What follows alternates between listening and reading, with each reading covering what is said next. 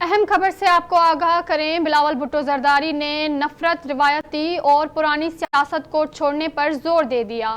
Peoples party کے chairman Bilawal Bhutto Zardari نے کہا ہے کہ عوام ملک کی قسمت ان دو شخص کے حوالے نہ کرے جنہوں نے نفرت اور تقسیم کی سیاست کی۔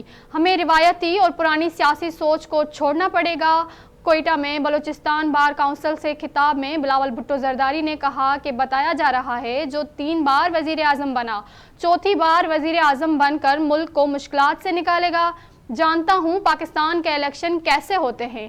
کچھ لوگ سمجھتے ہیں انہوں نے فیصلہ لے لیا ہے۔ ایسے لوگوں کو عوام 8 فروری کو جواب دیں۔ میرا اعتراض بزرگ ہونے پر نہیں، بزرگ ہو کر ملک کے لیے نئی سمت کا تعین کر سکتے ہیں۔ انہوں نے کہا پاکستان کے عوام جب فیصلہ کر لیتے ہیں تو کوئی طاقت انہیں نہیں روک سکتی۔ وقت آ گیا ہے کہ پاکستان کے مستقبل کے فیصلے عوام کو کرنے دیں۔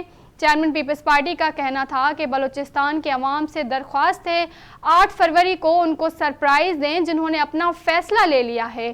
ملک کی قسمت ان دو شخص کے حوالے نہ کریں جنہوں نے نفرت اور تقسیم کی سیاست کی۔ ہمیں روایتی اور پرانی سیاسی سوچ کو چھوڑنا پڑے گا۔ ہم نفرت، انا اور تقسیم کی سیاست کو دفن کر کے آگے بڑھیں گے۔